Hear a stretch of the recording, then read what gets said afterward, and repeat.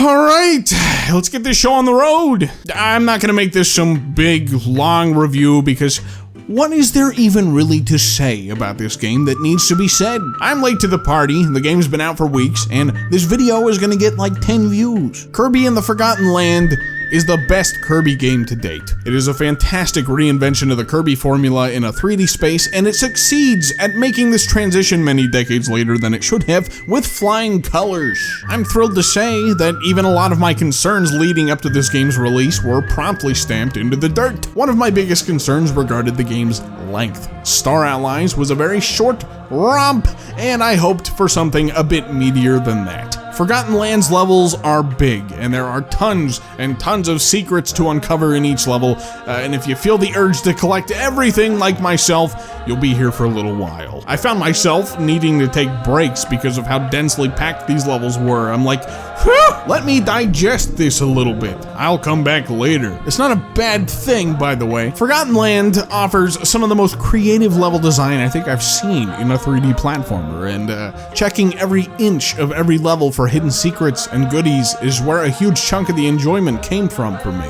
The main objective of the game being to save as many Waddle Dees as you possibly can to fill in your Waddle Dee town and progress through each world. Levels have certain prerequisites in place to collect certain Waddle Dees that occasionally do feel a bit obtuse. There's no greater feeling than finding all the Waddle Dees on one pass of a level, but there are instances where you'll miss a few, and you have to play the level multiple times over just to be able to uncover which objective you need to complete, which kind of feels like a cheap way to increase the game time. For instance, there are boss battles where you have to defeat them using a specific power-up. You don't know which one you need to use going into it though, which may result in multiple retries. One Waddle Dee for each of the bosses requires you to defeat them without taking damage, which in itself is fine, but once you take damage, you have to back out of the level entirely, go back into it, and make the run back to the boss zone. Having a retry button on the pause menu would have helped to alleviate some of the monotony of it all. These issues in particular won't affect the majority of people aside from completionists like myself, just figured they'd be worth mentioning if you are trying to complete everything. Speaking of bosses, I believe there are about 5 main bosses in the game that are all very well done. The mini bosses do leave a bit to be desired because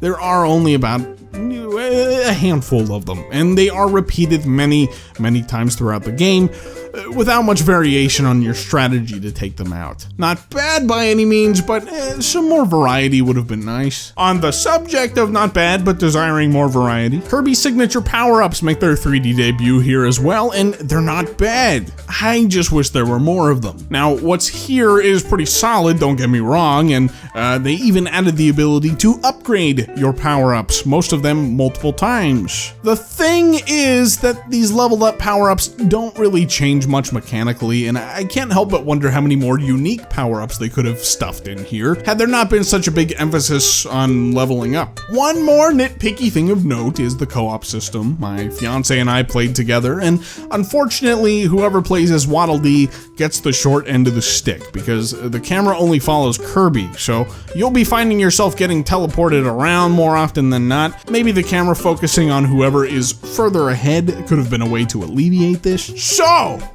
Kirby Vores things. This is a fun new mechanic that changes the way you interact with the environment. There's maybe about a dozen or so mouthful abilities that each have their own unique applications, but much like the standard power-ups, some more of the mouthful abilities, it might have been nice just because they are so fun to use, and I would have been excited to see what else they could come up with. Guys, I'm just gonna come out and say it. I think this might be one of the best 3D platformers I've ever played. So much variety in these levels, so many secrets to uncover, so much fun to be had. I have some critiques, but you know, they really don't detract much from the overall experience. It is such a fun, charming adventure from start to finish, and for being his first 3D outing, Kirby gets so much right here, which was no easy feat. And the minor things that I pointed out are just that, minor things that only get me more excited for the future games to see how they can improve upon them. If you're looking for a fun little relaxing 3D platformer, look no further than Kirby and the Forgotten Land. It's such a good time. Maybe not Game of the Year,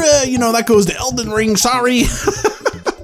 but still a really fun time. Guys, Thanks for watching. I know this wasn't the most in-depth review I've done, but you know, there's other things that I really wanted to work on, and you know, I still felt like I had an obligation to talk about this game, so you know, there you have it. For those of you who have played this game, what did you think of it? I want to hear from you. Let me know in the comments below. In the meantime, I'll catch you guys in the next one.